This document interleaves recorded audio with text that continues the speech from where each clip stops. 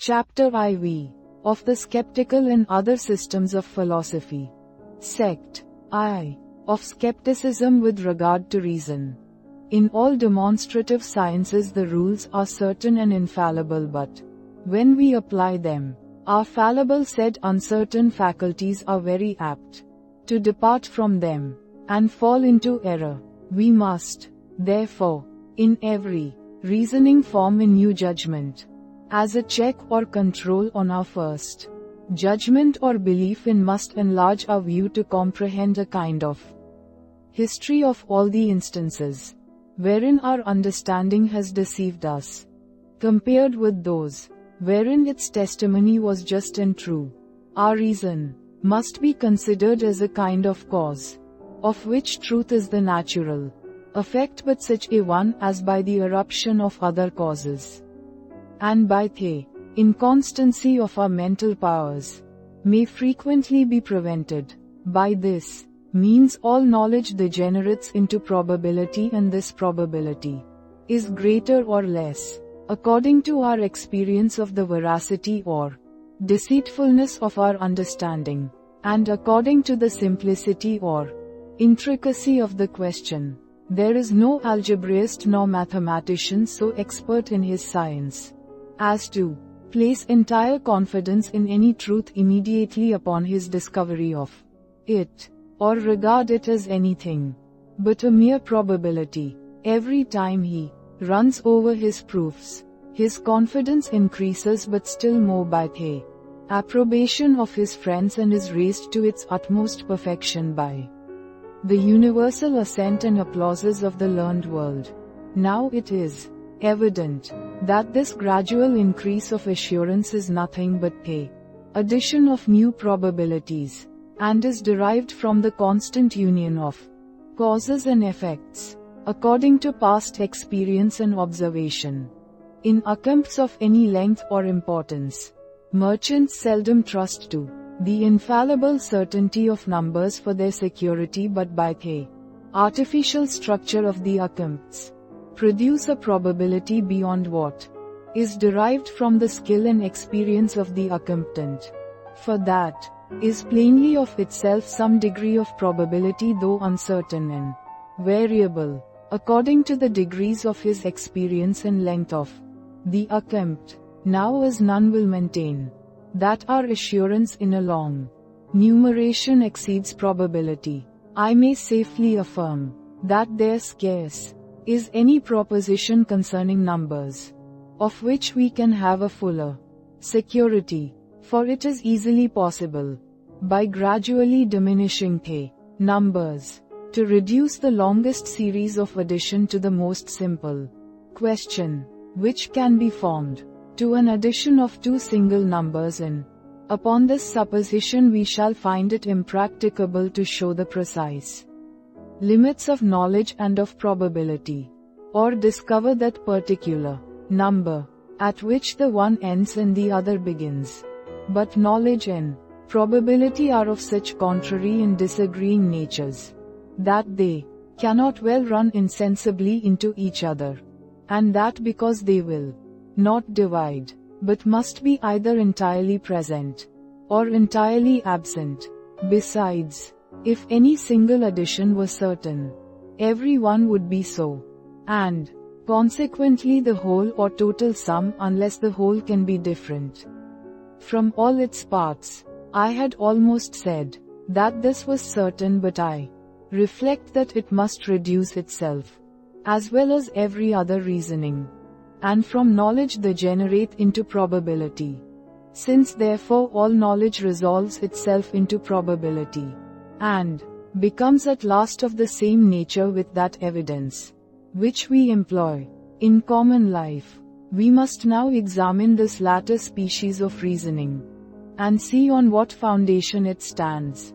In every judgment which we can form concerning probability, as well as concerning knowledge, we ought always to correct the first judgment, derived from the nature of the object, by another judgment, derived from the nature of the understanding. It is certain a man of solid sense and long experience ought to have and usually has a greater assurance in his opinions than one that is foolish and ignorant, and that our sentiments have different degrees of authority, even with ourselves, in proportion to the degrees of our reason and experience. In the man of the best sense and longest experience, this authority is never entire, since even such a one must be conscious of many errors in the past, and must still dread the like for the future. Here then arises a new species of probability to correct and regulate the first, and fix its just standard and proportion. As demonstration is subject to the control of probability, so is probability liable to a new correction by a reflex act of the mind, wherein the nature of our understanding and our reasoning from the first probability become our objects. Having thus found in every probability, beside the original uncertainty inherent in the subject, a new uncertainty derived from the weakness of that faculty which judges, and having adjusted these two together, we are obliged by our reason to add a new doubt derived from a possibility of error in the estimation we make of the truth and fidelity of our faculties. This is a doubt which immediately occurs to us, and of which, if we would closely pursue our reason, we cannot avoid giving a decision. But this decision, though it should be favorable to our preceding judgment, being founded only on probability, must weaken still further our first evidence, and must itself be weakened by a fourth doubt of the same kind, and so on in infinitum, till at last there remain nothing of the original probability, however great we may suppose it to have been, and however small the diminution by every new uncertainty. No finite object can subsist under a decrease repeated in infinitum, and even the vastest quantity which can enter into human imagination must in this manner be reduced to nothing. Let our first belief be never so strong, it must infallibly perish by passing through so many new examinations, of which each diminishes somewhat of its force and vigor. When I reflect on the natural fallibility of my judgment, I have less confidence in my opinions than when I only consider the objects concerning which I reason, and when I proceed still farther to turn the scrutiny against every successive estimation I make of my faculties. All the rules of logic require a continual diminution, and at last a total extinction of belief and evidence.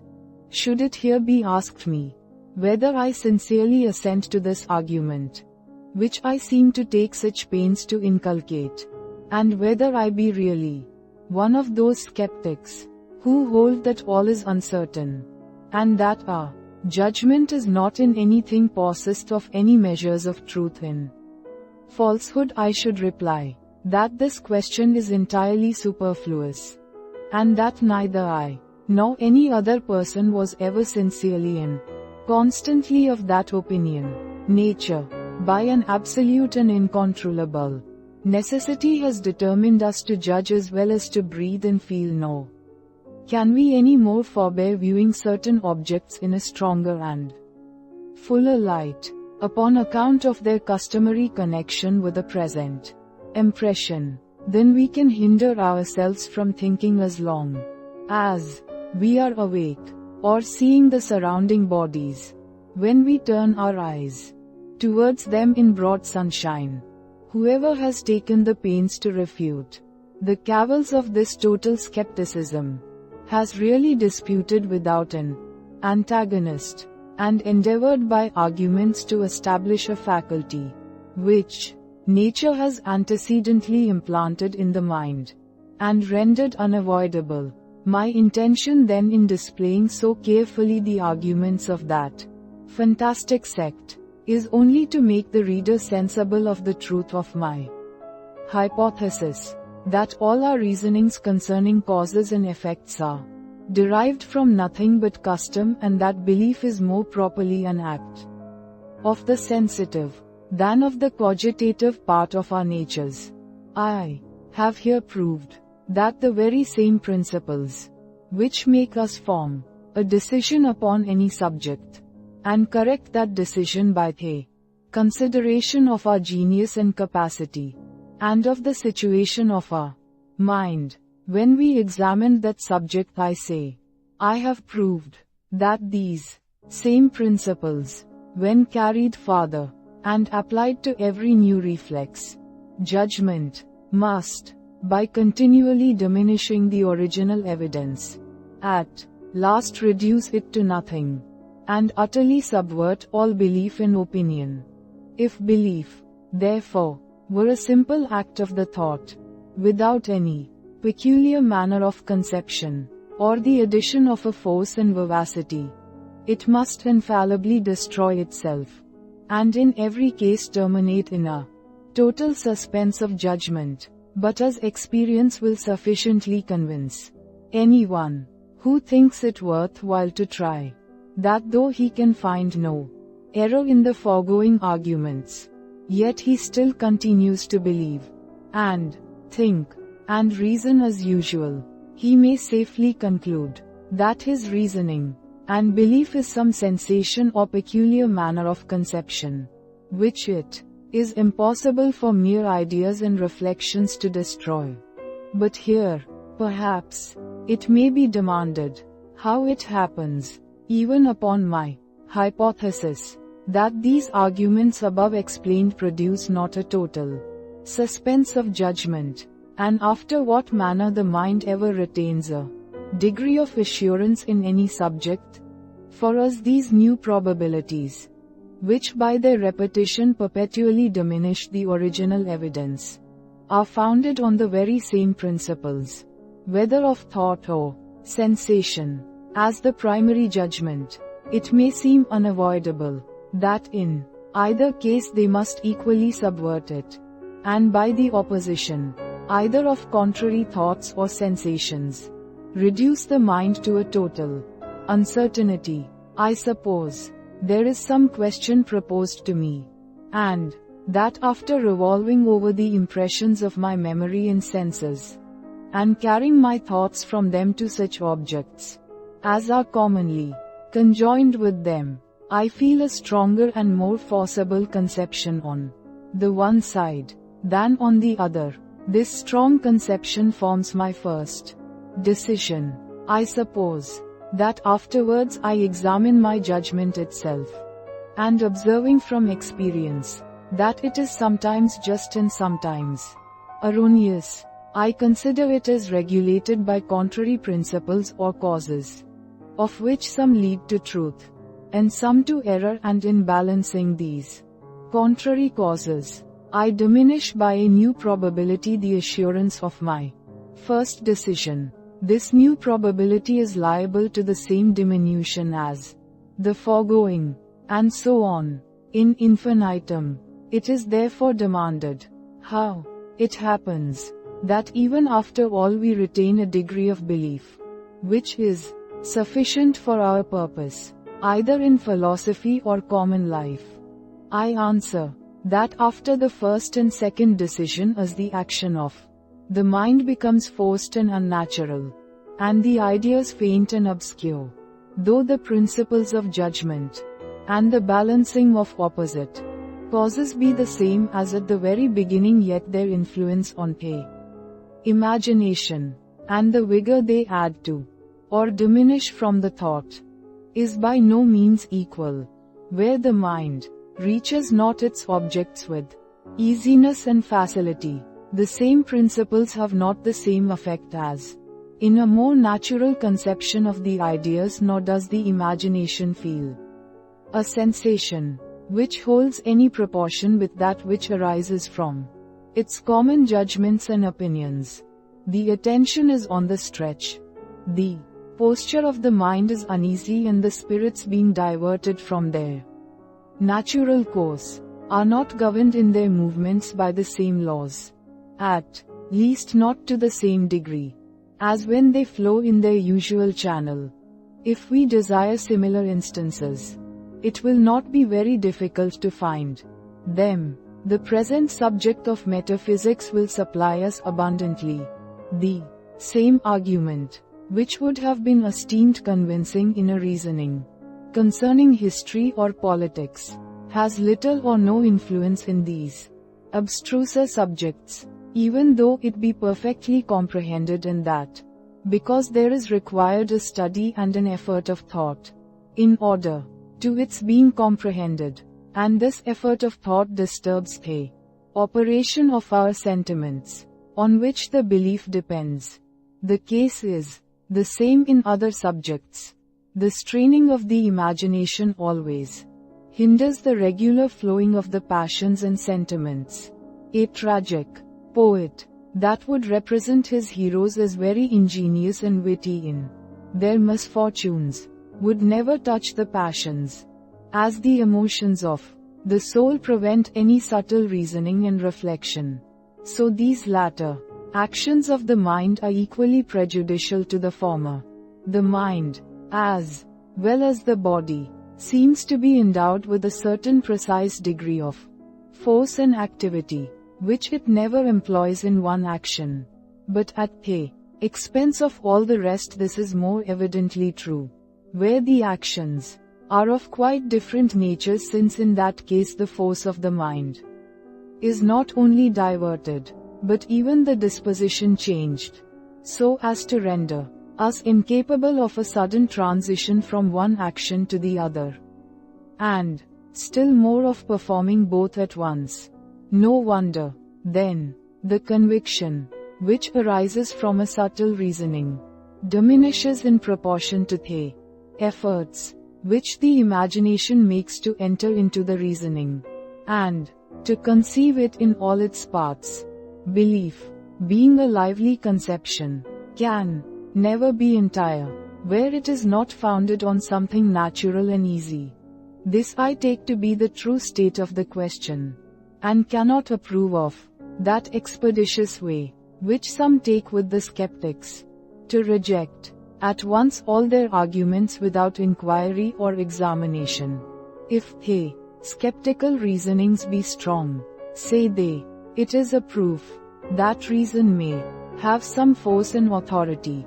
If weak, they can never be sufficient to invalidate all the conclusions of our understanding. This argument is not just because the skeptical reasonings, were it possible for them to exist, and were they not destroyed by their subtlety, would be successively both strong and weak. According to the successive dispositions of the mind, reason first appears in possession of the throne, prescribing laws and imposing maxims, with an absolute sway in authority. Her enemy, therefore, is obliged to take shelter under her protection, and by making use of rational arguments to prove the fallaciousness and imbecility of reason, produces, in a manner, a patent under her hand and seal. This patent has at first an authority proportioned to the present and immediate authority of reason, from which it is derived, but as it is supposed to be contradictory to reason, it gradually diminishes the force of that governing power, and its own at the same time, till at last they both vanish away into nothing, by a regulax and just diminution. The skeptical and dogmatical reasons are of the same kind, though contrary in their operation and tendency, so that where the latter is strong, it has an enemy of equal force in the former to encounter, and as their forces were at first equal, they still continue so, as long as either of them subsists, nor does one of them lose any force in the contest. Without taking as much from its antagonist, it is happy, therefore, that nature breaks the force of all skeptical arguments in time, and keeps them from having any considerable influence on the understanding. Were we to trust entirely to their self-destruction, that can never take place until they have first subverted all conviction, and have totally destroyed human reason. Sect 2. Of skepticism with regard to the senses. Thus the skeptic still continues to reason and believe, even though he asserts that he cannot defend his reason, and by the same rule he must assent to the principle concerning the existence of body. Though he cannot pretend by any arguments of philosophy to maintain its veracity, nature has not left this to his choice, and has doubtless esteemed it an affair of too great importance to be trusted to our uncertain reasonings and speculations. We may well ask, what causes induce us to believe in the existence of body? But it is in vain to ask whether there be body or not. That is a point which we must take for granted in all our reasonings. The subject, then, of our present inquiry is concerning the causes which induce us to believe in the existence of body, and my reasonings on this head I shall begin with a distinction, which at first sight may seem superfluous, but which will contribute very much to the perfect understanding of what follows. We owe UGHT to examine apart those two questions, which are commonly confounded together, viz., why we attribute a continued existence to objects, even when they are not present to the senses, and why we suppose them to have an existence distinct from the mind and perception. Under this last head I comprehend their situation as well as relations, their external position as well as the independence of their existence and operation. These two questions, concerning the continued and distinct existence of body, are intimately connected together. For if the objects of our senses continue to exist, even when they are not perceived, their existence is of course independent of and distinct from the perception, and vice versa. If their existence be independent of the perception and distinct from it, they must continue to exist, even though they be not perceived. But, though the decision of the one question decides the other, yet that we may the more easily discover the principles of human nature, from whence the decision arises, we shall carry along with us this distinction, and shall consider whether it be the senses, reason, or the imagination that produces the opinion of a continued or of a distinct existence.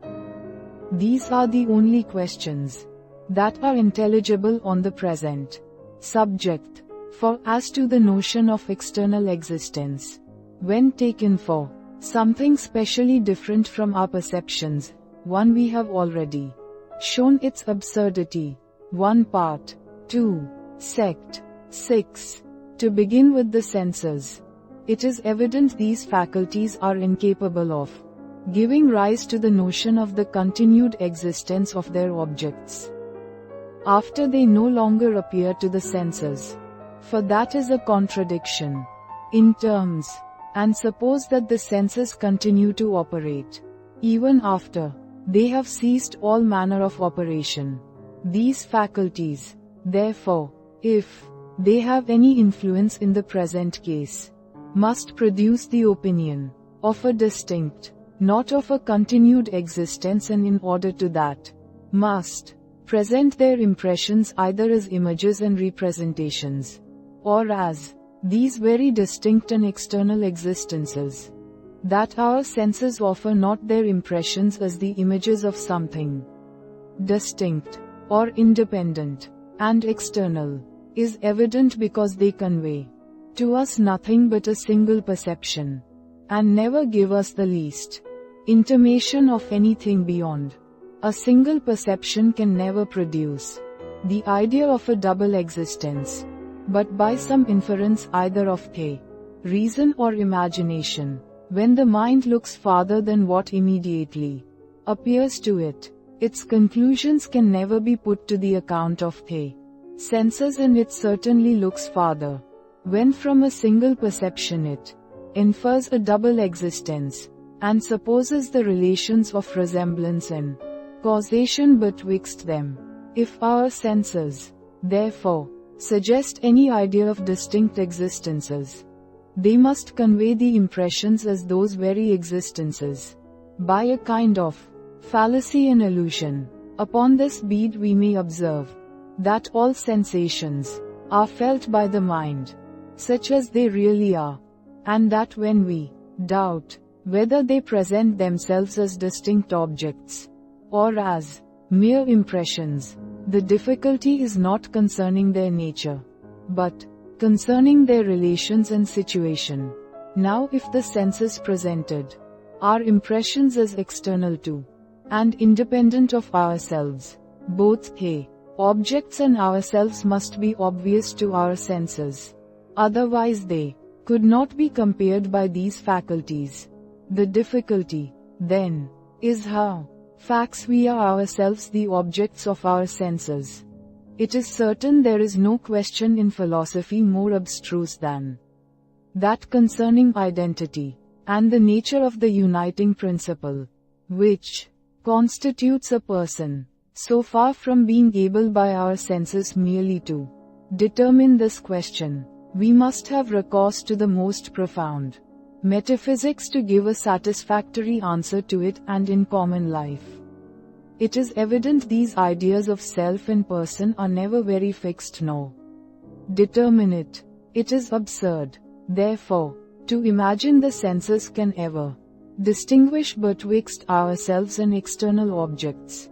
Add to this, that every impression, external and internal, passions, affections, sensations, pains and pleasures, are originally on the same footing, in that whatever other differences we may observe among them, they appear, all of them, in their true colors, as impressions or perceptions. And indeed, if we consider the matter aright, it is scarce possible it should be otherwise.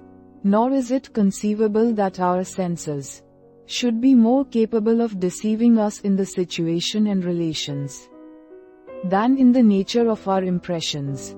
For since all actions and sensations of the mind are known to us by consciousness, they must necessarily appear in every particular what they are, and be what they appear. Everything that enters the mind being in reality a perception, it is impossible anything should to feeling appear different. This were to suppose that even where we are most intimately conscious, we might be mistaken, but not to lose time in examining whether it is possible for our senses to deceive us and represent our perceptions as distinct from ourselves, that is, as external to and independent of us. Let us consider whether they really do so, and whether this error proceeds from an immediate sensation, or from some other causes. To begin with the question concerning external existence, it may perhaps be said that, setting aside the metaphysical question of the identity of a thinking substance, our own body evidently belongs to us, and as several impressions appear exterior to the body, we suppose them also exterior to ourselves. The paper on which I write at present is beyond my hand. The table is beyond the paper. The walls of the chamber beyond the table. And in casting my eye towards the window, I perceive a great extent of fields and buildings beyond my chamber. From all this it may be inferred that no other faculty is required beside the senses to convince us of the external existence of body. But to prevent this inference, we need only weigh the three following considerations. First, that, properly speaking, it is not our body we perceive when we regard our limbs and members, but certain impressions, which enter by the senses, so that the ascribing a real and corporeal existence to these impressions, or to their objects, is an act of the mind as difficult to explain as that which we examine at present. Secondly, sounds, and tastes, and smells, though commonly regarded by the mind as continued, independent qualities, appear not to have any existence in extension, and consequently cannot appear to the senses as situated externally to the body. The reason why we ascribe a place to them shall be considered afterwards. Thirdly, even our sight informs us not of distance or outness, so to speak, immediately and without a certain reasoning and experience, as is acknowledged by the most rational philosophers. As to the independency of our perceptions on ourselves, this can never be an object of the senses, but any opinion we form concerning it must be derived from experience and observation. And we shall see afterwards that our conclusions from experience are far from being favorable to the doctrine of the independency of our perceptions.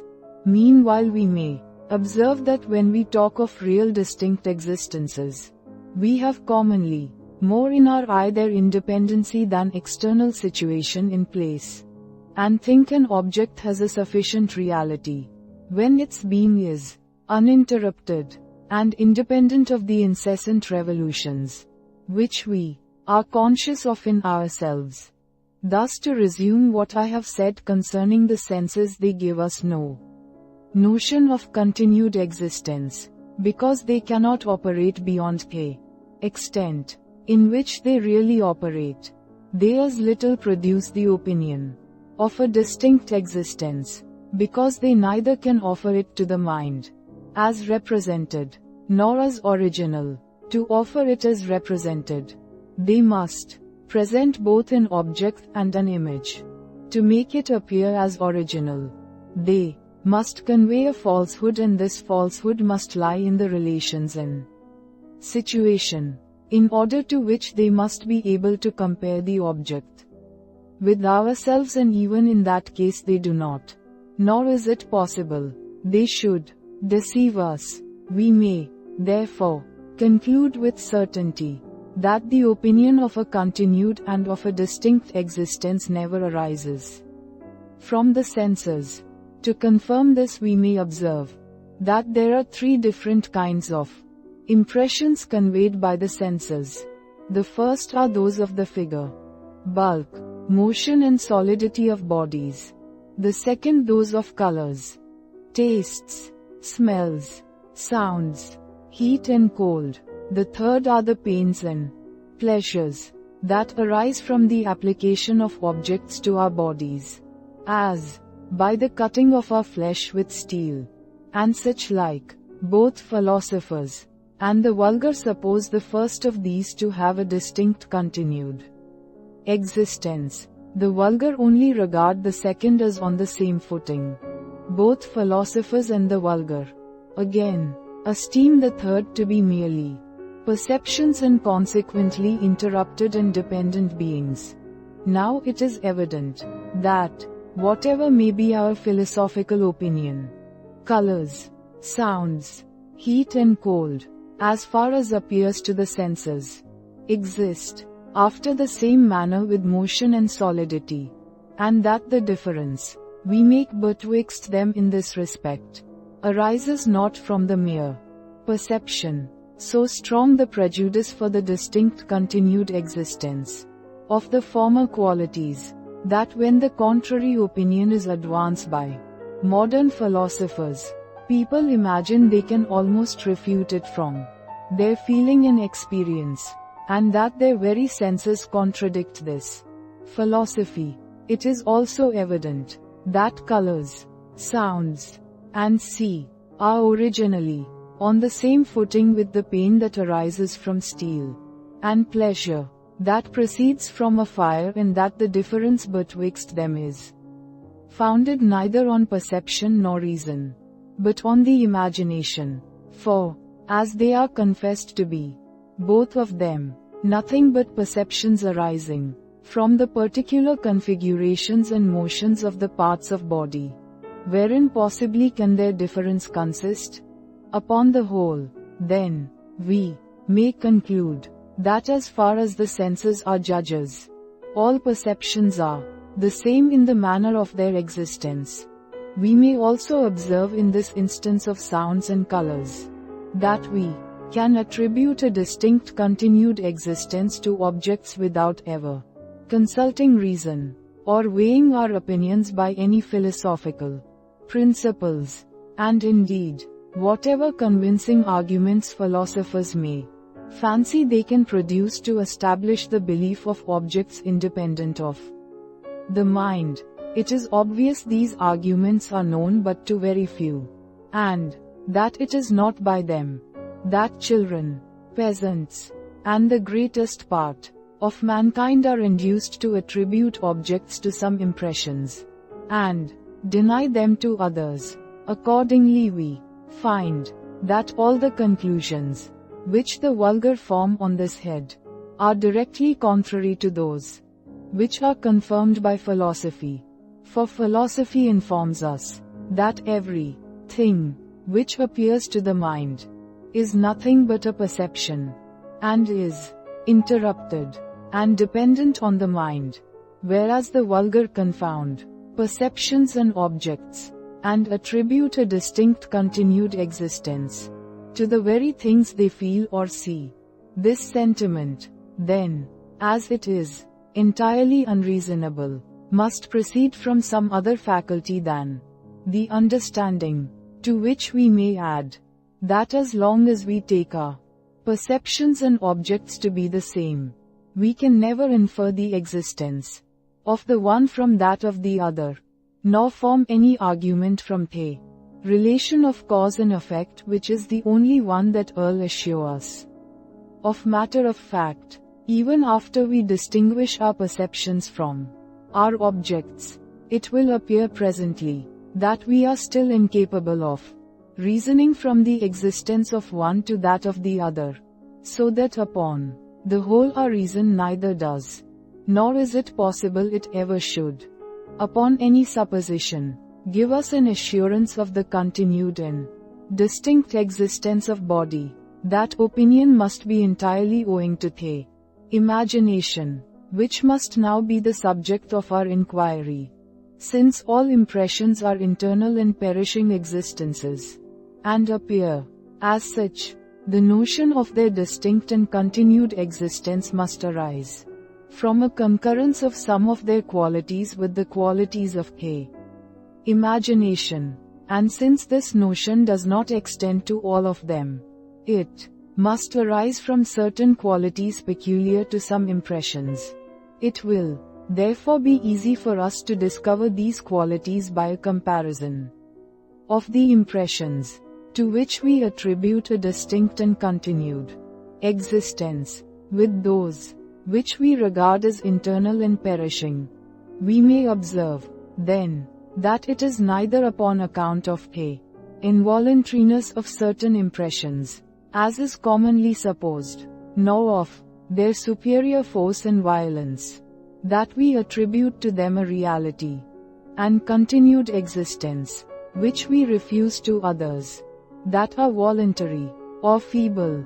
For it is evident our pains and pleasures, our passions and affections, which we never suppose to have any existence beyond our perception, operate with greater violence, and are equally involuntary, as the impressions of figure and extension, color and sound, which we suppose to be permanent beings.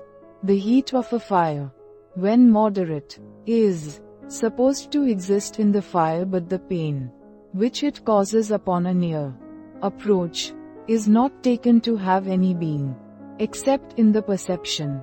These vulgar opinions, then, being rejected, we must search for some other hypothesis, by which we may discover those peculiar qualities in our impressions, which makes us attribute to them a distinct and continued existence.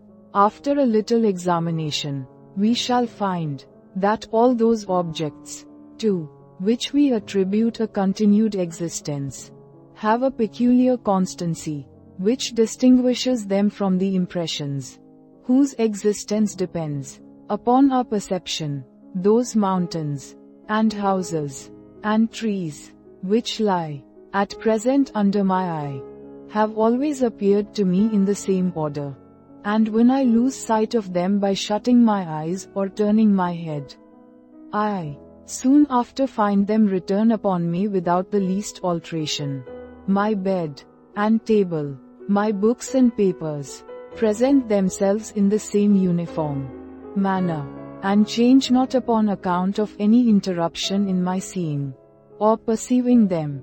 This is the case with all the impressions, whose objects are supposed to have an external existence, and is the case with no other impressions, whether gentle or violent, voluntary or involuntary. This constancy, however, is not so perfect as not to admit of very considerable exceptions. Bodies often change their position and qualities, and after a little absence or interruption may become hardly knowable. But here it is observable that even in these changes they preserve a coherence, and have a regular dependence on each other, which is the foundation of a kind of reasoning from causation, and produces the opinion of their continued existence. When I return to my chamber, after an hour's absence, I find not my fire in the same situation in which I left it, but then I am accustomed in other instances to see a like alteration produced in a like time, whether I am present or absent, near or remote. This coherence, therefore, in their changes is one of the characteristics of external objects, as well as their constancy. Having found that the opinion of the continued existence of body depends on the coherence and constancy of certain impressions, I now proceed to examine after what manner these qualities give rise to so extraordinary an opinion. To begin with the coherence, we may observe that though those internal impressions, which we regard as fleeting and perishing, have also a certain coherence or regularity in their appearances, yet it is of somewhat a different nature from that which we discover in bodies. Our passions are found by experience to have a mutual connection with and dependence on each other, but on no occasion is it necessary to suppose that they have existed and operated when they were not perceived, in order to preserve the same dependence and connection of which we have had experience.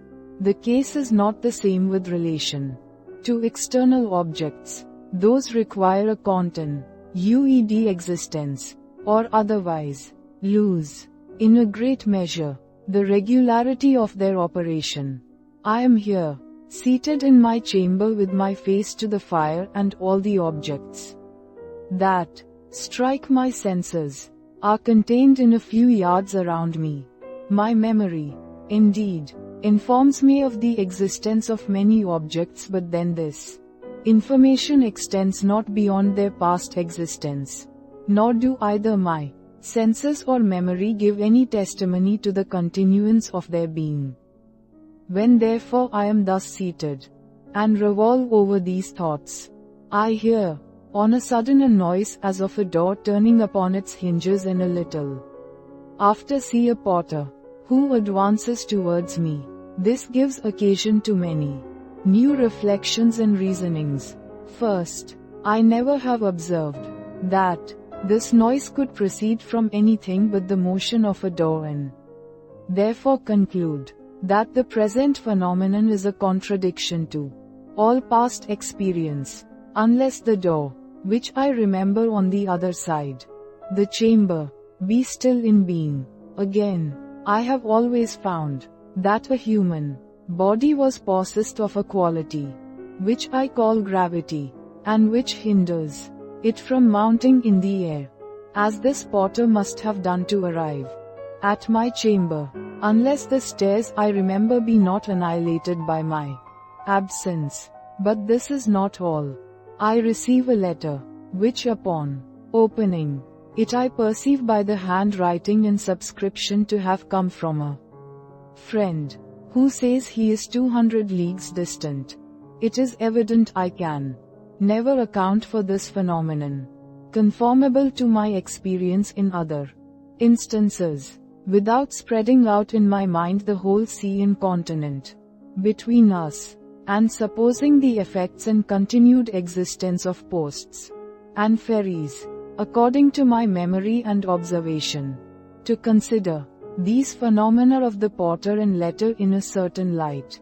They are contradictions to common experience, and may be regarded as objections to those maxims which we form concerning the connections of causes and effects.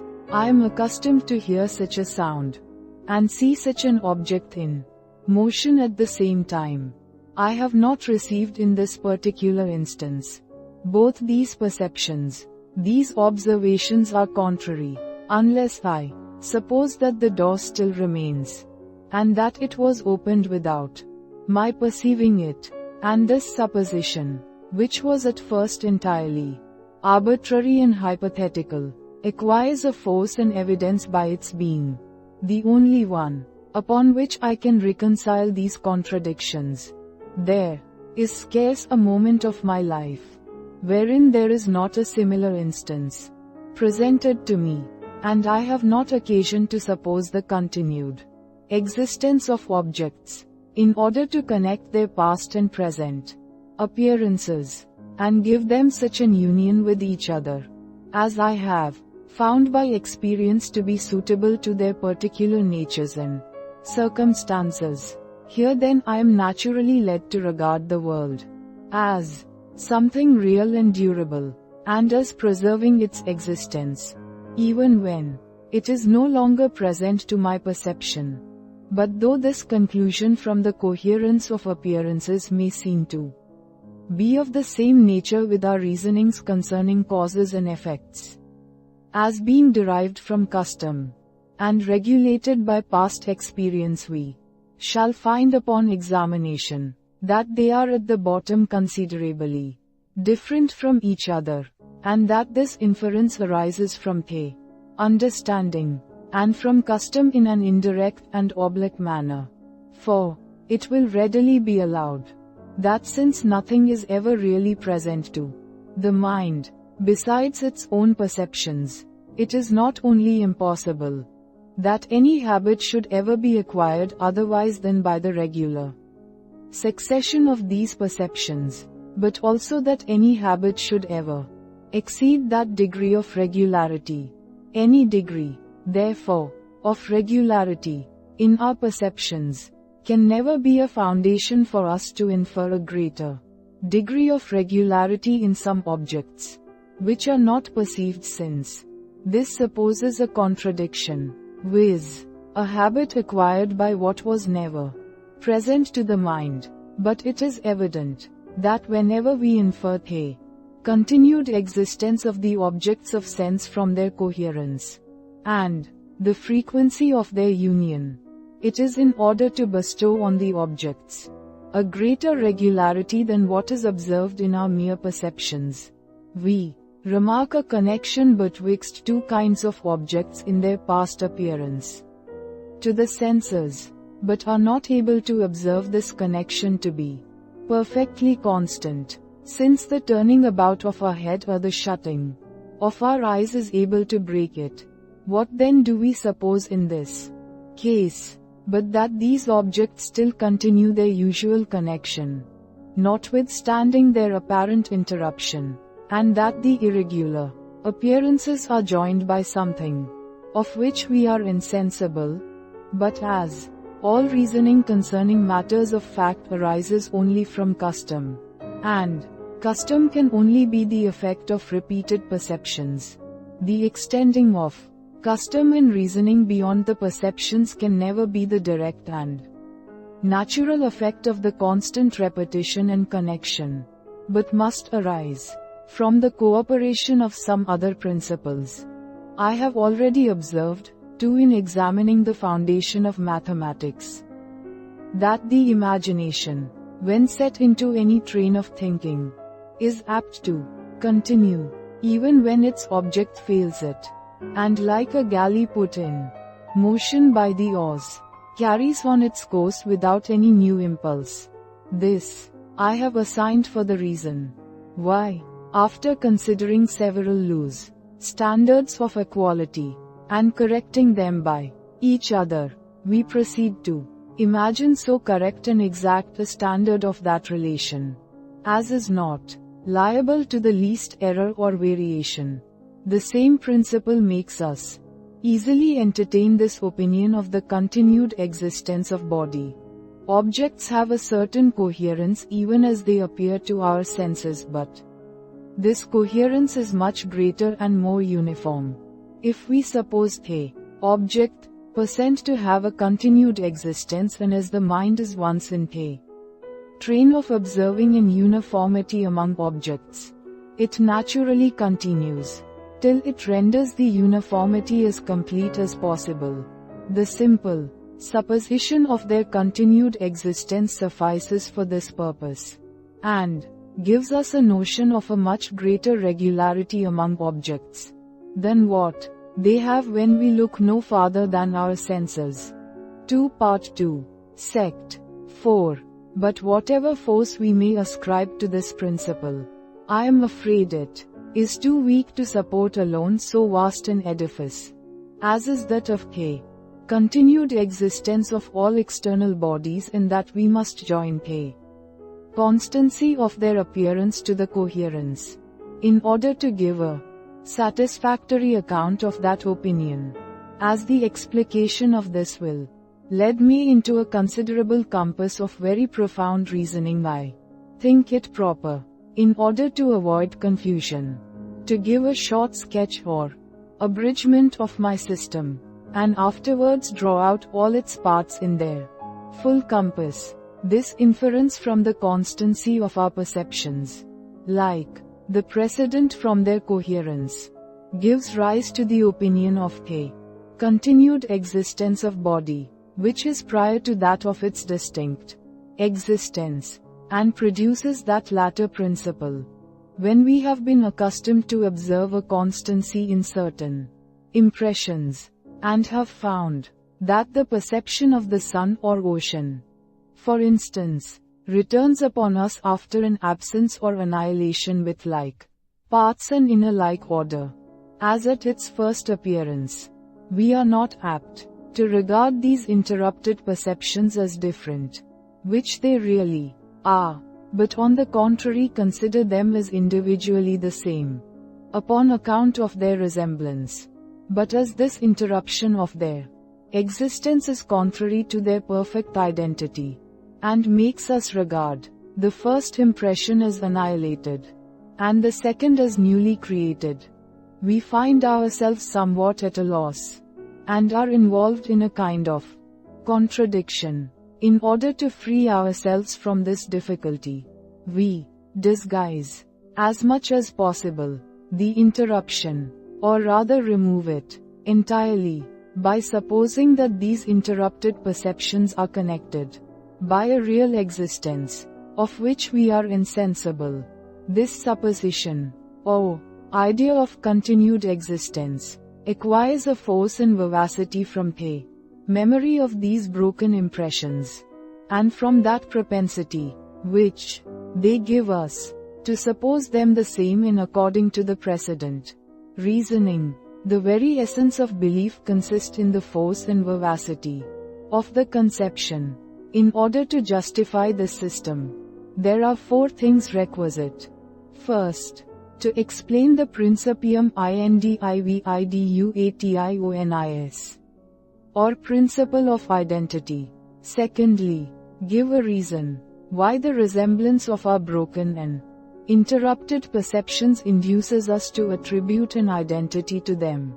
Thirdly, account for that propensity which this illusion gives to unite these broken appearances by a continued existence. Fourthly and lastly, explain that force and vivacity of conception which arises from the propensity. First, as to the principle of individuation, we may observe that a View of any one object is not sufficient to convey the idea of identity. For in that proposition, an object is the same with itself. If the idea, expressed by the word, object, were no ways distinguished from that meant by itself, we really should mean nothing. Nor would a proposition contain a predicate and a subject, which however are implied. In this affirmation, one single object conveys the idea of unity, not that of identity. On the other hand, a multiplicity of objects can never convey this idea.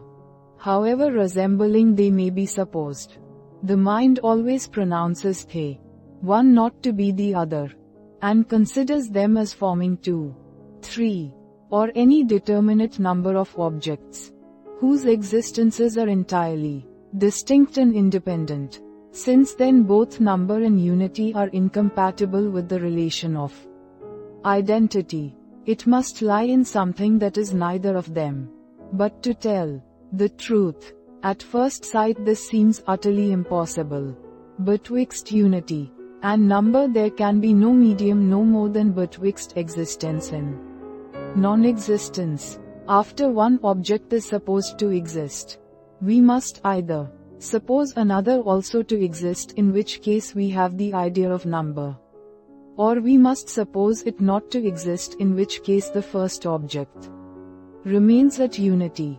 To remove this difficulty, let us have recourse to the idea of time or duration. I have already observed, 3, that time, in a strict sense, implies succession, and that when we apply its idea to any unchangeable object, it is only by a fiction of the imagination, by which the unchangeable object is supposed to participate of the changes of the co-existent objects, and in particular of that of our perceptions.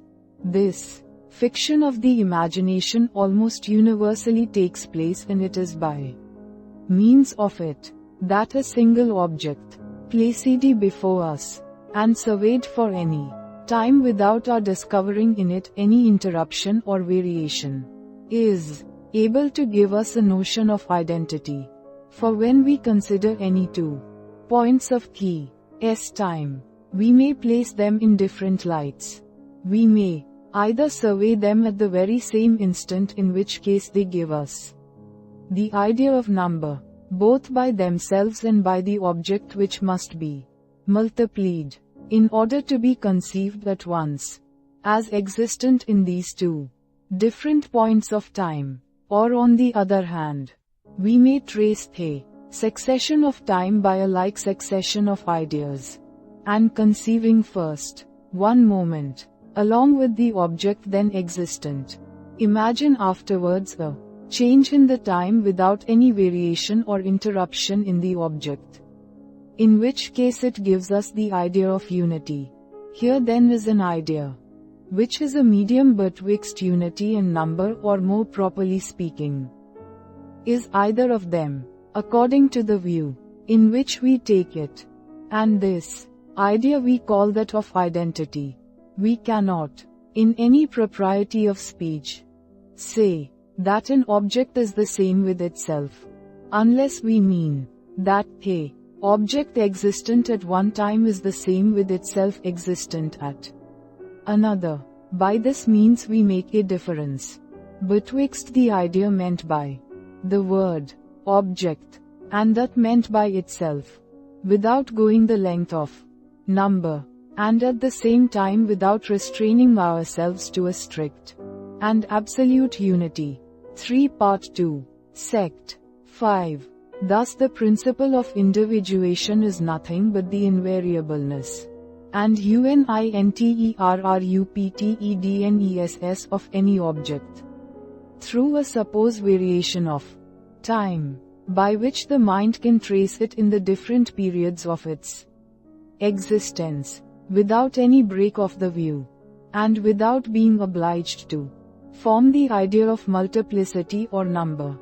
I now proceed to explain the second part of my system, and show why the constancy of our perceptions makes us ascribe to them a perfect numerical identity. though there be very long intervals betwixt their appearance, and they have only one of the essential qualities of identity, viz., invariableness, that I may avoid all ambiguity and confusion on this head. I shall observe that I here account for the opinions and belief of the vulgar with regard to the existence of body, and therefore must entirely conform myself to their manner of thinking and of expressing themselves. Now we have already observed that, however philosophers may distinguish betwixt the objects and perceptions of the senses which they suppose coexistent and resembling, yet this is a distinction which is not comprehended by the generality of mankind, who as they perceive only one being, can never assent to the opinion of a double existence and representation. Those very sensations which enter by the eye or ear are with them the true objects, nor can they readily conceive that this pen or paper, which is immediately perceived, represents another, which is different from, but resembling it. In order, therefore, to accommodate myself to their notions, I shall at first suppose that there is only a single existence, which I shall call indifferently object or perception, according as it shall seem best to suit my purpose, understanding by both of them what any common man means by a hat, or shoe, or stone, or any other impression conveyed to him by his senses. I shall be sure to give warning when I return to a more philosophical way of speaking and thinking, to enter, therefore, upon the question concerning the source of the error and deception with regard to identity, when we attribute it to our resembling perceptions. Notwithstanding their interruption, I must here recall an observation, which I have already proved and explained. Point 4. Nothing is more apt to make us mistake one idea for another than any relation betwixt them, which associates them together in the imagination, and makes it pass with facility from one to the other. Of all relations, that of resemblance is in this respect the most efficacious, and that because it not only causes an association of ideas, but also of dispositions, and makes us conceive the one idea by an act or operation of the mind, similar to that by which we conceive the other. This circumstance I have observed to be of great moment, and we may establish it for a general rule, that whatever ideas place the mind in the same disposition or in similar ones, are very apt to be confounded. The mind readily passes from one to the other, and perceives not the change without a strict attention, of which, generally speaking, it is wholly incapable. 4. Part 2. Sect. 5. In order to apply this general maxim, we must first examine the disposition of the mind in viewing any object which preserves a perfect identity, and then find some other object that is confounded with it, by causing a similar disposition.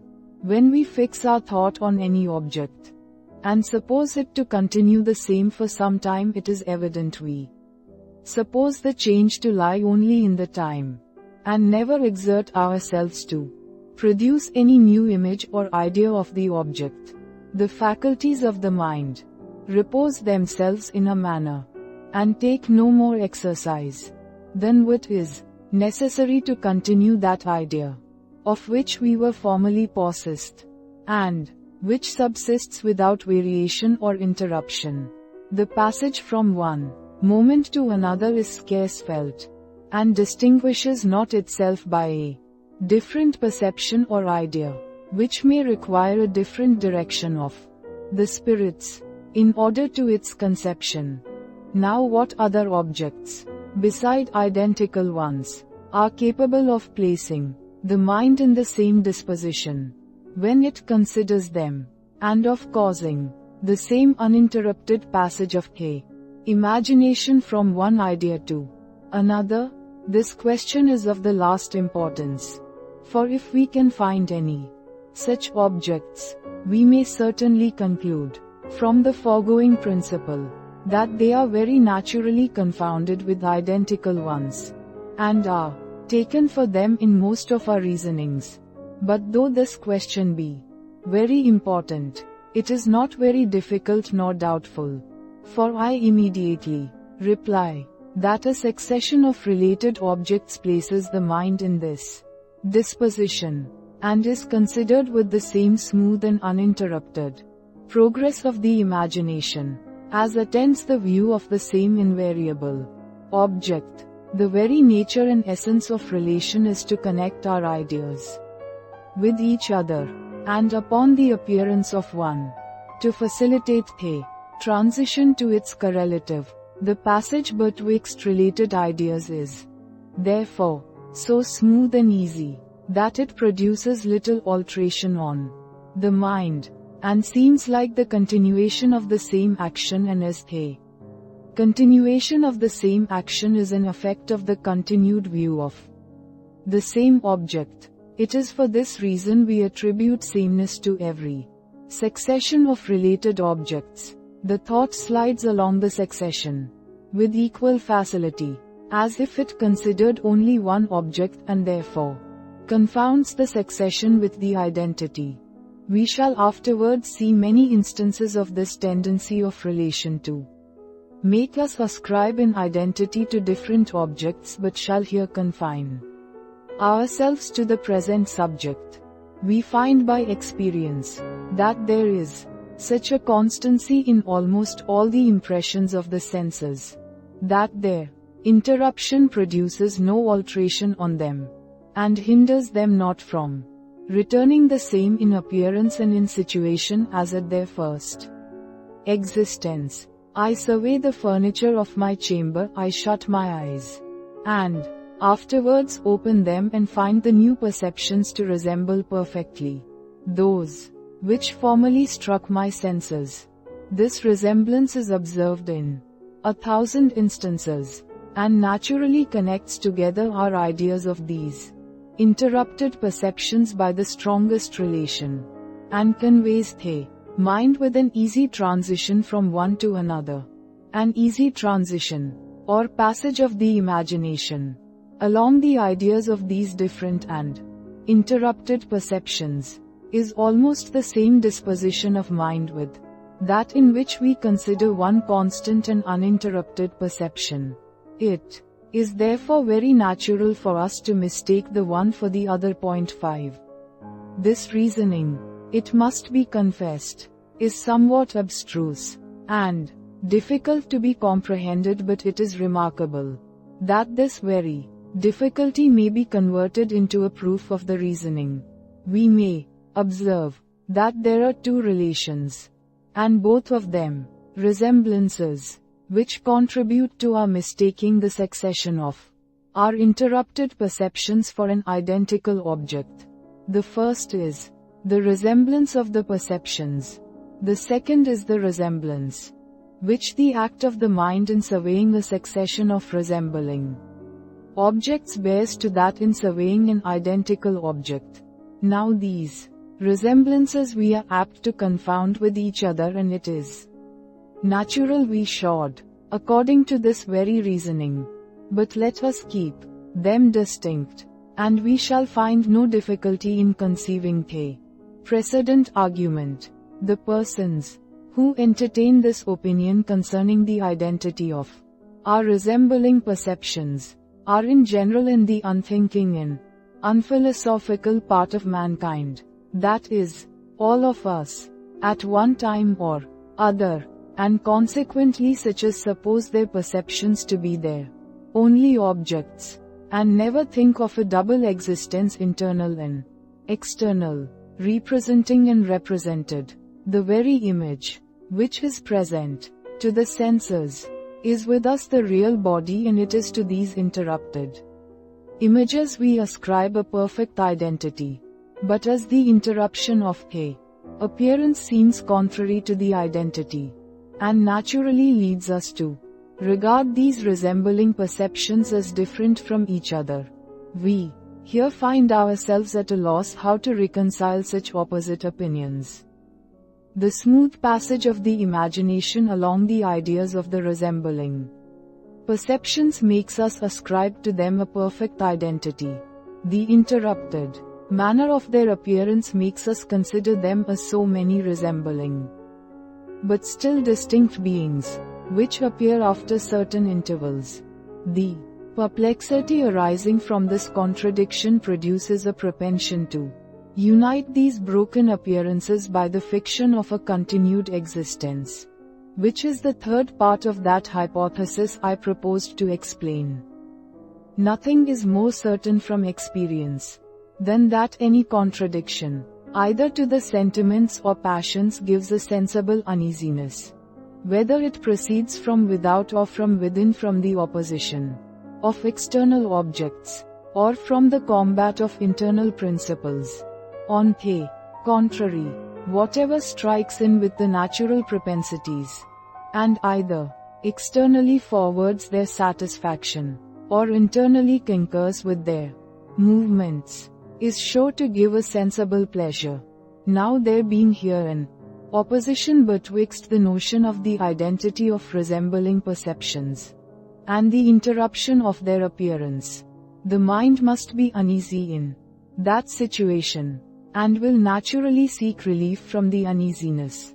Since the uneasiness arises from the opposition of two contrary principles, it must look for relief by sacrificing the one to the other, but as the smooth passage of our thought along our resembling perceptions makes us ascribe to them an identity, we can never without reluctance yield up that opinion. We must, therefore, turn to the other side, and suppose that our perceptions are no longer interrupted, but preserve a continued as well as an invariable existence, and are by that means entirely the same. But here the interruptions in the appearance of these perceptions are so long and frequent, that it is impossible to overlook them, and as the appearance of a perception in the mind and its existence seem at first sight entirely the same, it may be doubted whether we can ever assent to so palpable a contradiction, and suppose a perception to exist without being present to the mind. In order to clear up this matter, and learn how the interruption in the appearance of a perception implies not necessarily an interruption in its existence, it will be proper to touch upon some principles, which we shall have occasion to explain more fully afterwards. Point 6. Sect 6. We may begin with observing that the difficulty in the present case is not concerning the matter of fact, or whether the mind forms such a conclusion concerning the continued existence of its perceptions, but only concerning the manner in which the conclusion is formed, and principles from which it is derived. It is certain that almost all mankind, and even philosophers themselves, for the greatest part of their lives, take their perceptions to be their only objects, and suppose that the very being, which is intimately present to the mind, is the real body or material existence. It is also certain that this very perception or object is supposed to have a continued uninterrupted being, and neither to be annihilated by our absence, nor to be brought into existence by our presence. When we are absent from it, we say it still exists, but that we do not feel. We do not see it. When we are present, we say we feel, or see it. Here then may arise two questions. First, how we can satisfy ourselves in supposing a perception to be absent from the mind without being annihilated. Secondly, after what manner we conceive an object to become present to the mind, without some new creation of a perception or image, and what we mean by this seeing, and feeling, and perceiving. As to the first question, we may observe that what we call a mind is nothing but a heap or collection of different perceptions, united together by certain relations, and supposed, though falsely, to be endowed with a perfect simplicity and identity. Now as every perception is distinguishable from another, and may be considered as separately existent, it evidently follows that there is no absurdity in separating any particular perception from the mind, that is, in breaking off all its relations with that connected mass of perceptions which constitute a thinking being. The same reasoning affords us an answer to the second question. If the name of perception renders not this separation from a mind absurd and contradictory, the name of object, standing for the very same thing, can never render their conjunction impossible. External objects are seen and felt and become present to the mind, that is, they acquire such a relation to a connected heap of perceptions as to influence them very considerably in augmenting their number by present reflections and passions, and in storing the memory with ideas. The same continued and uninterrupted being may, therefore, be sometimes present to the mind, and sometimes absent from it, without any real or essential change in the being itself. An interrupted appearance to the senses implies not necessarily an interruption in the existence. The supposition of the continued existence of sensible objects or perceptions involves no contradiction. We may easily indulge our inclination to that supposition when the exact resemblance of our perceptions makes us ascribe to them an identity. We may remove the seeming interruption by feigning a continued being, which may fill those intervals, and preserve a perfect and entire identity to our perceptions. But as we here not only feign but believe this continued existence, the question is, from whence arises such a belief? And this question leads us to the fourth member of this system. It has been proved already that belief in general consists in nothing but the vivacity of an idea, and that an idea may acquire this vivacity by its relation to some present impression. Impressions are naturally the most vivid perceptions of the mind, and this quality is in part conveyed by the relation to every connected idea. The relation causes a smooth passage from the impression to the idea, and even gives a propensity to that passage. The mind falls so easily from the one perception to the other that it scarce perceives the change, but retains in the second a considerable share of the vivacity of the first. It is excited by the lively impression, and this vivacity is conveyed to the related idea without any great diminution in the passage, by reason of the smooth transition and the propensity of the imagination. But suppose that this propensity arises from some other principle besides that of relation, it is evident it must still have the same effect, and convey the vivacity from the impression to the idea. Now, this is exactly the present case. Our memory presents us with a vast number of instances of perceptions perfectly resembling each other, that return at different distances of time, and after considerable interruptions. This resemblance gives us a propension to consider these interrupted perceptions as the same, and also a propension to connect them by a continued existence, in order to justify this identity, and avoid the contradiction in which the interrupted appearance of these perceptions seems necessarily to involve us.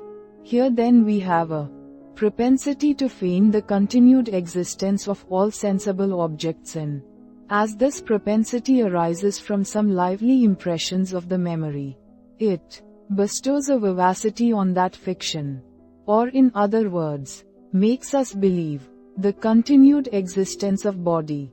If sometimes we ascribe a continued existence to objects, which are perfectly new to us, and of whose constancy and coherence we have no experience. It is because the manner in which they present themselves to our senses resembles that of constant and coherent objects, and this resemblance is a source of reasoning and analogy, and leads us to attribute the same qualities to similar objects. I believe an intelligent reader will find less difficulty to assent to this system than to comprehend it fully and distinctly, and will allow, after a little reflection, that every part carries its own proof. Along with it, it is indeed evident that as the vulgar suppose their perceptions to be their only objects, and at the same time believe a continued existence of matter, we must account for the origin of a belief upon that supposition. Now upon that supposition, it is a false opinion that any of our objects or perceptions are identically the same after an interruption, and consequently the opinion of their identity can never arise from reason, but must arise from the imagination. The imagination is seduced into such an opinion only by means of the resemblance of certain perceptions, since we find they are only our resembling perceptions, which we have a propension to suppose the same. This propension to bestow an identity on our resembling perceptions produces the fiction of a continued existence, since that fiction, as well as the identity, is really false, as is acknowledged by all philosophers, and has no other effect than to remedy the interruption of our perceptions, which is the only circumstance that is contrary to their identity. In the last place, this propension causes belief by means of the present impressions of the memory, since without the remembrance of former sensations, it is plain we never should have any belief of the continued existence of body. Thus, in examining all these parts, we find that each of them is supported by the strongest proofs, and that all of them together form a consistent system, which is perfectly convincing. A strong propensity or inclination alone, without any present impression, will sometimes cause a belief or opinion. How much more when aided by that circumstance? But though we are led after this manner, by the natural propensity of the imagination, to ascribe a continued existence to those sensible objects or perceptions, which we find to resemble each other in their interrupted appearance, yet a very little reflection and philosophy is sufficient to make us perceive the fallacy of that opinion. I have already observed that there is an intimate connection betwixt those two principles, of a continued and of a distinct or independent existence, and that we no sooner establish the one than the other follows. As a necessary consequence, it is the opinion of a continued existence which first takes place, and without much study or reflection draws the other along with it, wherever the mind follows its first and most natural tendency. But when we compare experiments and reason a little upon them, we quickly perceive that the doctrine of the independent existence of our sensible perceptions is contrary to the plainest experience. This leads us backward upon our footsteps to perceive our error in attributing a continued existence to our perceptions, and is the origin of many very curious opinions, which we shall here endeavor to account for.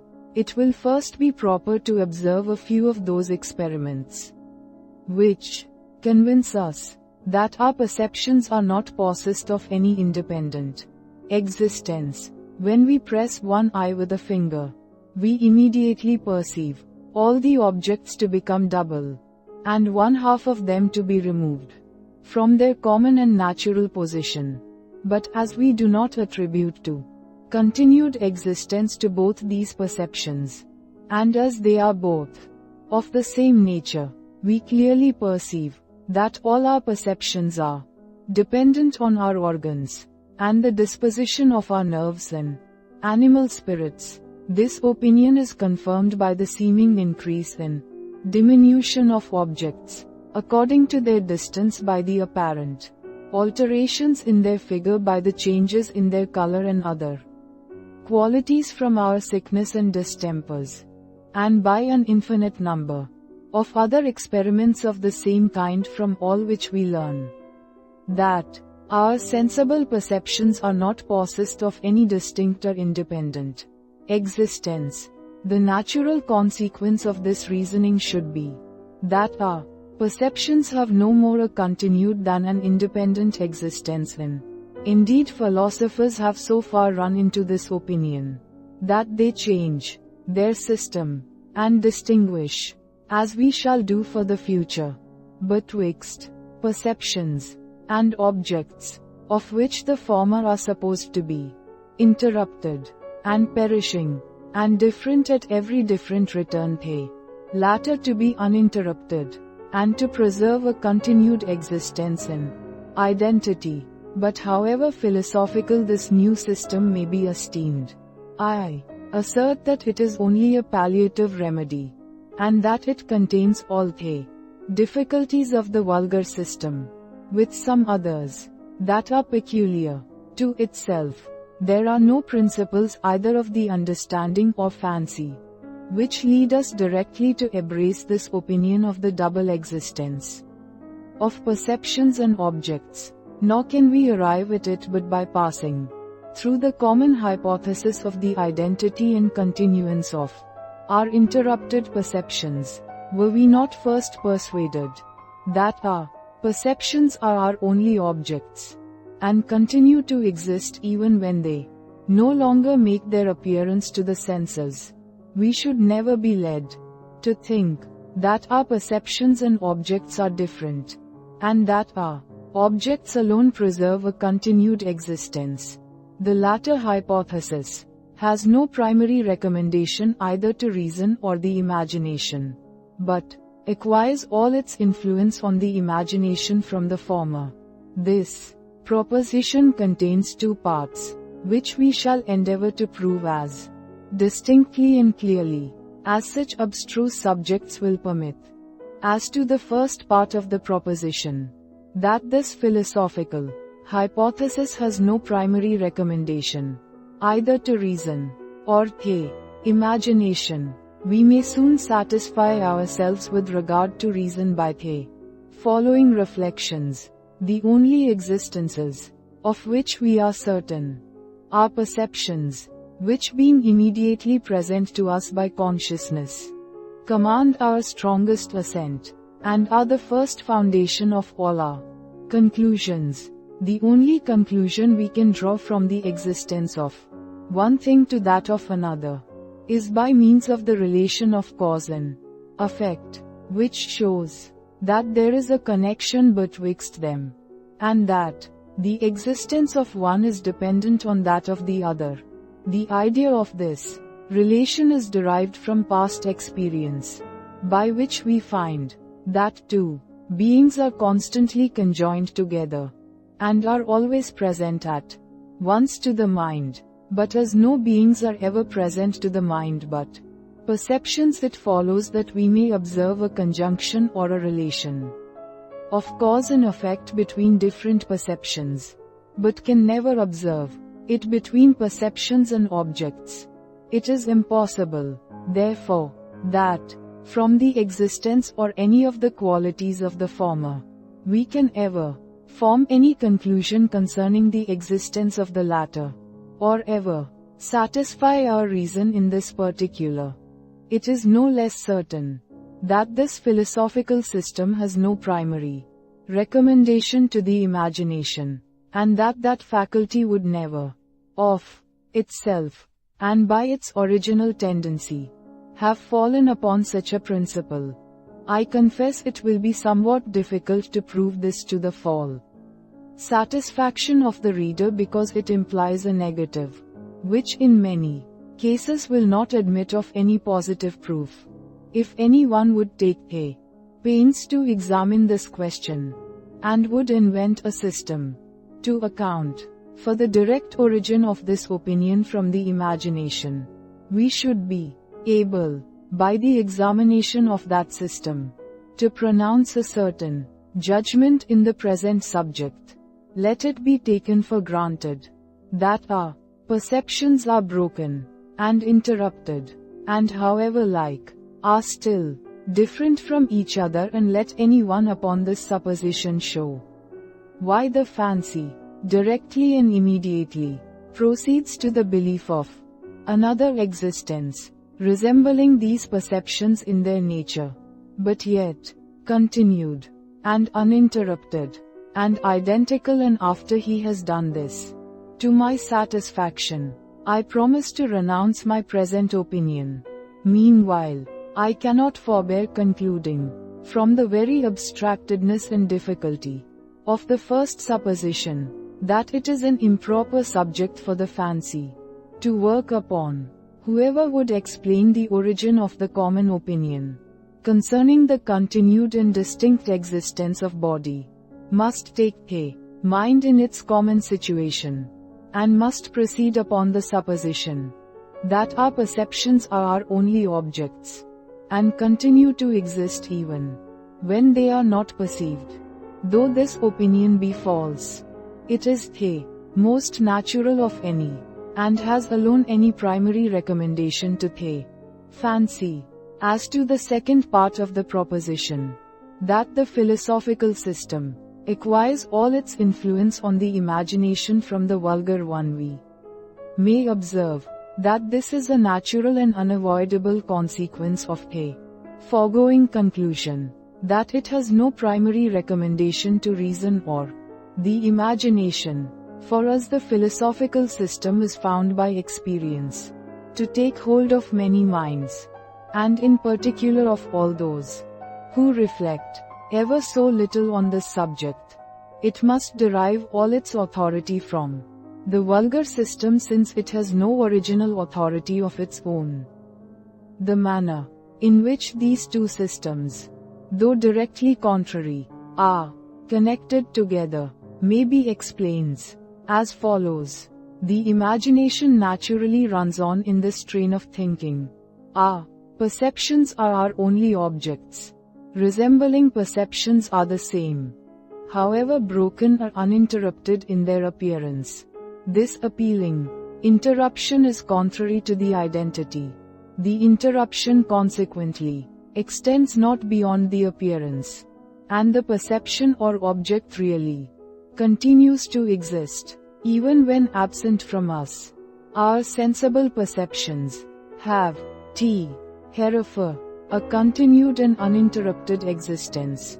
But as a little reflection destroys this conclusion, that our perceptions have a continued existence, by showing that they have a dependent one, it would naturally be expected that we must altogether reject the opinion that there is such a thing in nature as a continued existence, which is preserved even when it no longer appears to the senses.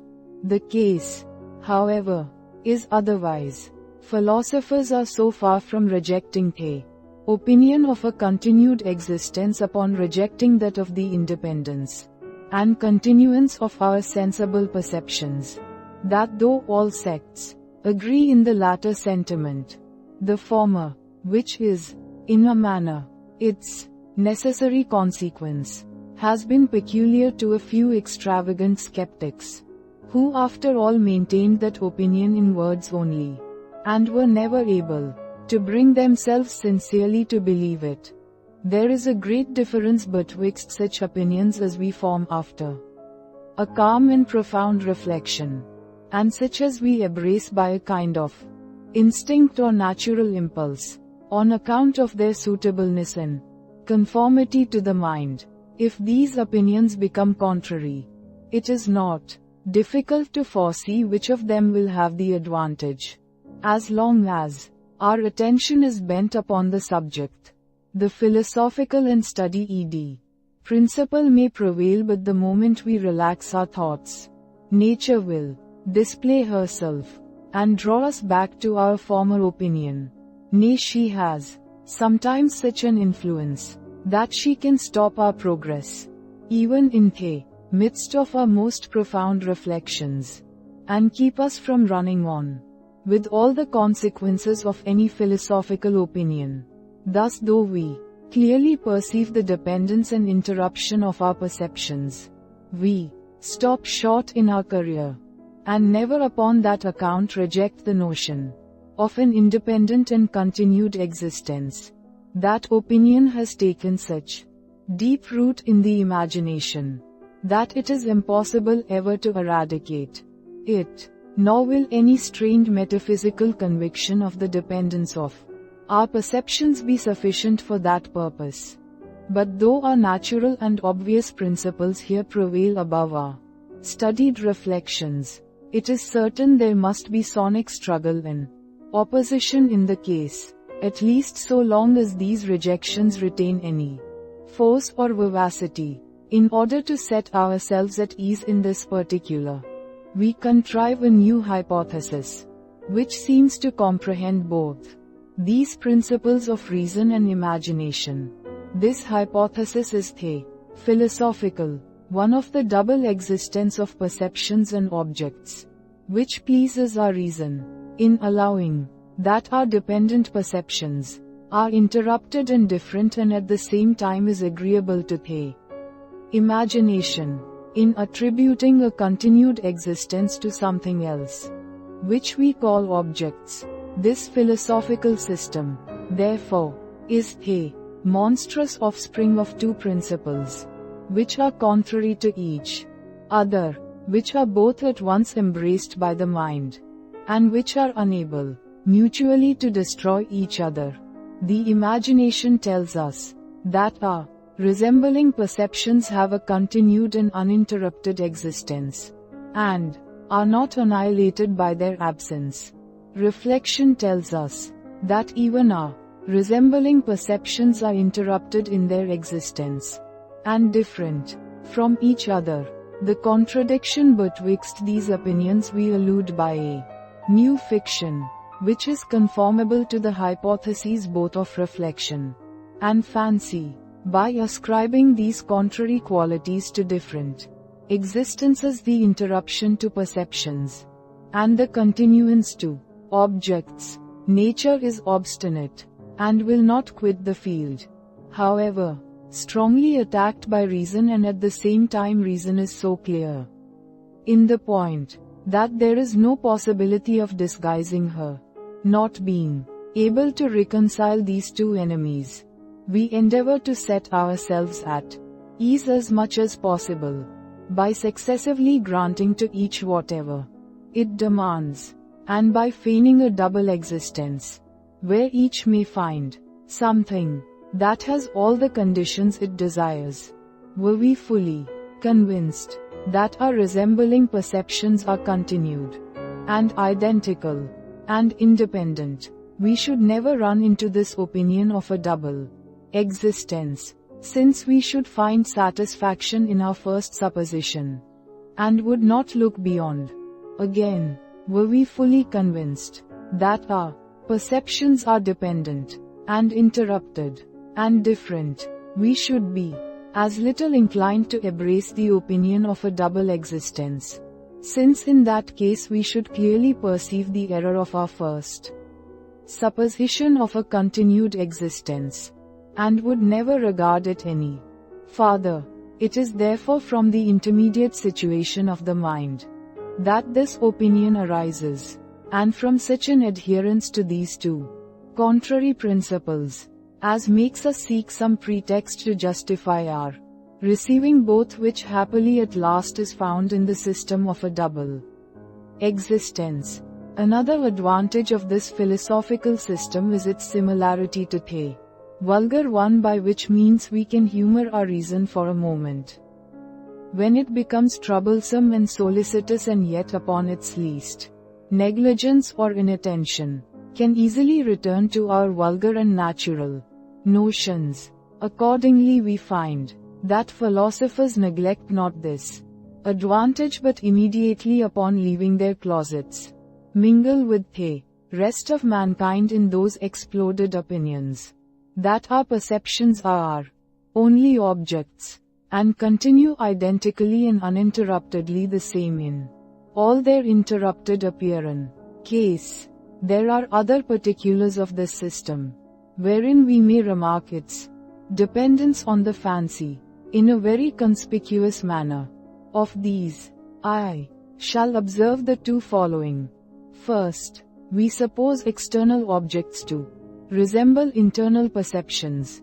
I have already shown that the relation of cause and effect can never afford us any just conclusion from the existence or qualities of our perceptions to the existence of external continued objects. And I shall further add that even though they could afford such a conclusion, we should never have any reason to infer that our objects resemble our perceptions. That opinion, therefore, is derived from nothing but the quality of the fancy above explained. Less than that, it borrows all its ideas from some precedent perception greater than. We never can conceive anything but perceptions, and therefore must make everything resemble them. Secondly, as we suppose our objects in general to resemble our perceptions, so we take it for granted that every particular object resembles that perception which it causes. The relation of cause and effect determines us to join the other of resemblance in the ideas of these existences being already united together in the fancy by a former relation. We naturally add the latter to complete the union.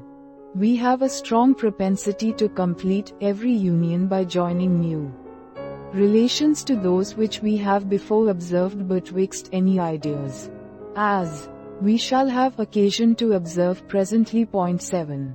Sect. 5.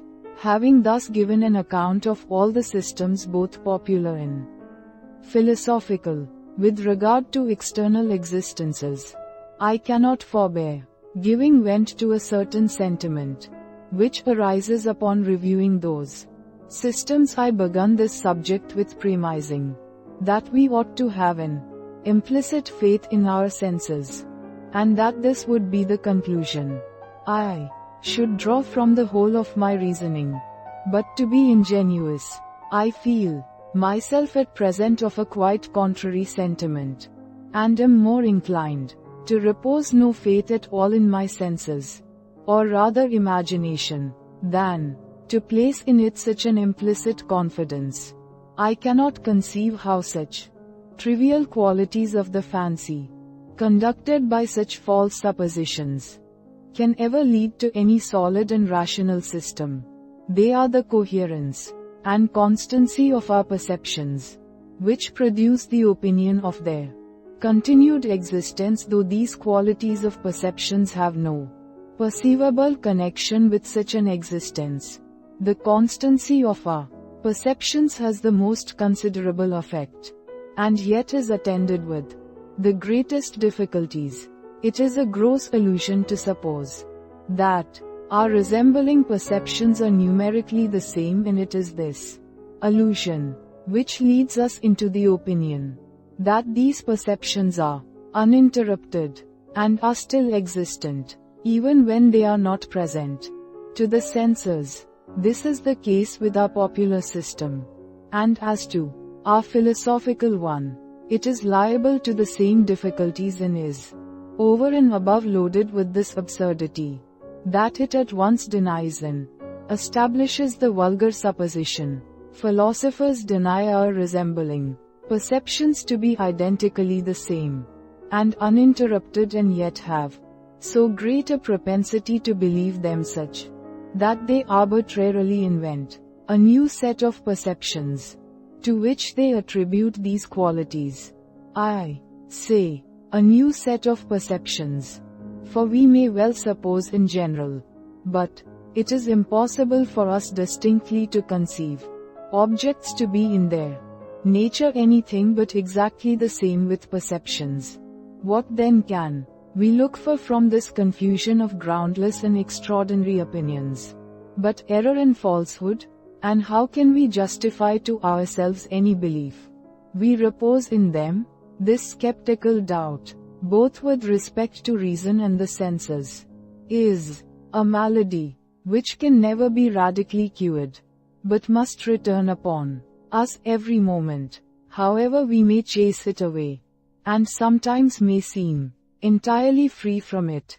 It is impossible upon any system to defend either our understanding or senses, and we but expose them farther when we endeavor to justify them in that manner. As the skeptical doubt arises naturally from a profound and intense reflection on those subjects, it always increases the farther we carry our reflections, whether in opposition or conformity to it. Carelessness and inattention alone can afford us any remedy. For this reason I rely entirely upon them and take it for granted, whatever may be the reader's opinion at this present moment, that an hour hence he will be persuaded there is both an external and internal world, and going upon that supposition, I intend to examine some general systems both ancient and modern, which have been proposed of both, before I proceed to a more particular inquiry concerning our impressions. This will not, perhaps, in the end be found foreign to our present purpose. Sect 3 of the Anti-Ent philosophy. Several moralists have recommended it as an excellent method of becoming acquainted with our own hearts, and knowing our progress in virtue, to recollect our dreams in a morning, and examine them with the same rigor that we would our most serious and most deliberate actions. Our character is the same throughout, say they, and appears best where artifice, fear, and policy have no place, and men can neither be hypocrites with themselves nor others. The generosity or baseness of our temper, our meekness or cruelty, our courage or pusillanimity, influence the fictions of the imagination with the most unbounded liberty, and discover themselves in the most glaring colors. In like manner, I am persuaded there might be several useful discoveries made from a criticism of the fictions of the Ant philosophy concerning substances, and substantial form, and accidents, and occult qualities, which, however unreasonable and capricious, have a very intimate connection with the principles of human nature. It is confessed by the most judicious philosophers that our ideas of bodies are nothing but collections formed by the mind of the ideas of the several distinct sensible qualities, of which objects are composed, and which we find to have a constant union with each other. But however these qualities may in themselves be entirely distinct, it is certain we commonly regard the compound which they form as one thing, and as continuing the same under very considerable alterations. The acknowledged composition is evidently contrary to this supposed simplicity, and the variation to the identity. It may, therefore, be worthwhile to consider the causes which make us almost universally fall into such evident contradictions, as well as the means by which we endeavor to conceal them.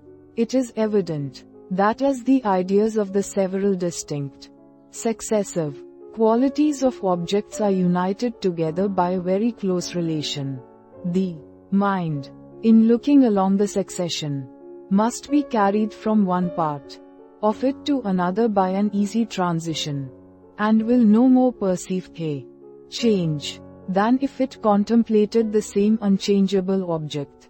This easy transition is the effect, or rather essence of relation is the imagination readily takes one idea for another, where their influence on the mind is similar. Hence it proceeds that any such succession of related qualities is readily considered as one continued object, existing without any variation. The smooth and uninterrupted progress of the thought, being alike in both cases, readily deceives the mind, and makes us ascribe an identity to the changeable succession of connected qualities. But when we alter our method of considering the succession, and instead of tracing it gradually through the successive points of time, survey at once any two distinct periods of its duration, and compare the different conditions of the successive qualities in that case, the variations, which were insensible when they arose gradually, do now appear of consequence, and seem entirely to destroy the identity.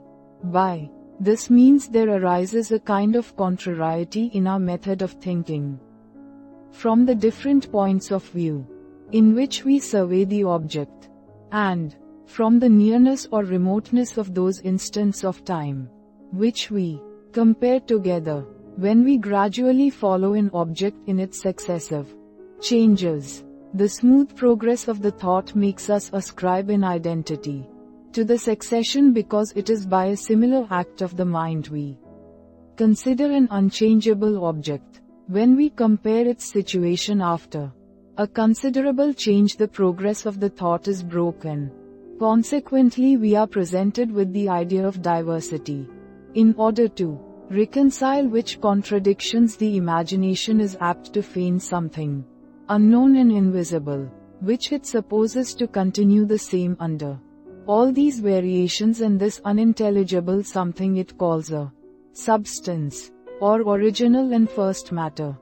We entertain a like notion with regard to the simplicity of substances. And from like causes, suppose an object perfectly simple and indivisible to be presented, along with another object, whose coexistent parts are connected together by a strong relation.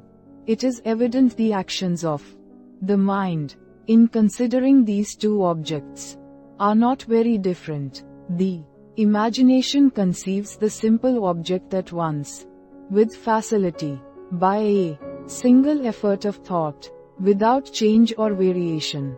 The connection of parts in the compound object has almost the same effect, and so unites the object within itself, that the fancy feels not the transition in passing from one part to another.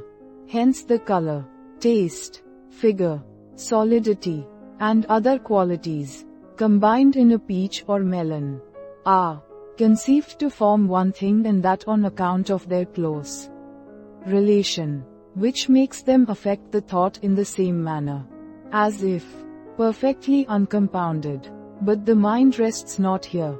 Whenever it views the object in another light, it finds that all these qualities are different, and distinguishable, and separable from each other, which view of things being destructive of its primary and more natural notions, obliges the imagination to feign an unknown something, or original substance and matter, as a principle of union or cohesion among these qualities, and as what may give the compound object the title to be called one thing, notwithstanding its diversity in composition.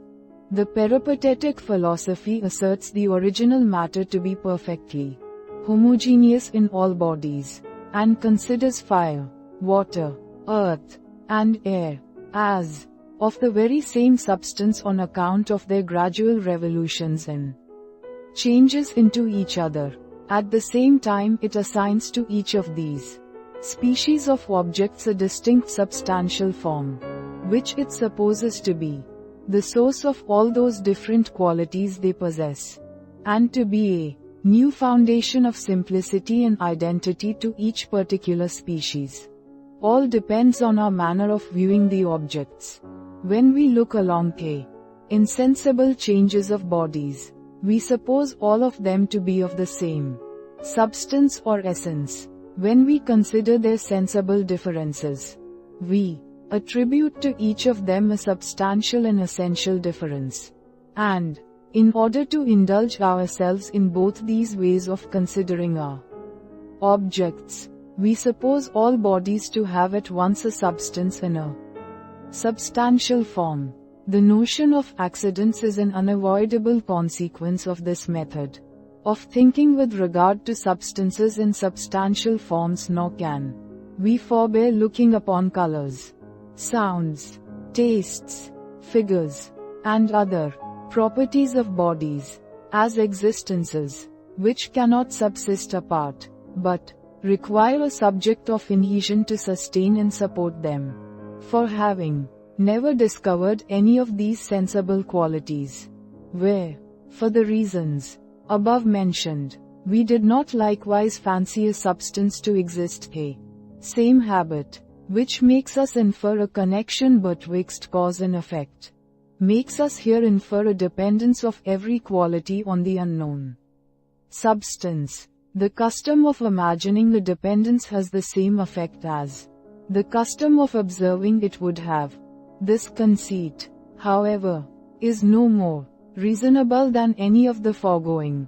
Every quality being a distinct thing from another, may be conceived to exist apart, and may exist apart, not only from every other quality, but from that unintelligible chimera of a substance. But these philosophers carry their fictions still farther in their sentiments concerning occult qualities, and both suppose a substance supporting which they do not understand, and an accident supported of which they have as imperfect an idea. The whole system, therefore, is entirely incomprehensible, and yet is derived from principles as natural as any of these above explained. In considering this subject, we may observe a gradation of three opinions that rise above each other, according as the persons who form them acquire new degrees of reason and knowledge. These opinions are that of the vulgar, that of a false philosophy, and that of the true, where we shall find upon inquiry that the true philosophy approaches nearer to the sentiments of the vulgar than to those of a mistaken knowledge. It is natural for men, in their common and careless way of thinking, to imagine they perceive a connection betwixt such objects as they have constantly found united together, and because custom has rendered it difficult to separate the ideas, they are apt to fancy such a separation to be in itself impossible and absurd. But philosophers, who abstract from the effects of custom, and compare the ideas of objects, immediately perceive the falsehood of these vulgar sentiments, and discover that there is no known connection among objects. Every different object appears to them entirely distinct and separate, and they perceive that it is not from a view of the nature and qualities of objects we infer one from another, but only when in several instances we observe them to have been constantly conjoined. But these philosophers, instead of drawing a just inference from this observation, and concluding that we have no idea of power or agency, separate from the mind, and belonging to causes, I say, instead of drawing this conclusion, they frequently search for the qualities in which this agency consists, and are displeased with every system which their reason suggests to them. In order to explain it, they have sufficient force of genius to free them from the vulgar error that there is a natural and perceivable connection betwixt the several sensible qualities and actions of matter, but not sufficient to keep them from ever seeking for this connection in matter or causes. Had they fallen upon the just conclusion, they would have returned back to the situation of the vulgar, and would have regarded all these disquisitions with indolence and indifference. At present they seem to be in a very lamentable condition, and such as the poets have given us but a faint notion of in their descriptions of the punishment of Sisyphus and Tantalus. For what can be imagined more tormenting than to seek with eagerness what forever flies us and seek for it in a place where it is impossible it can ever exist?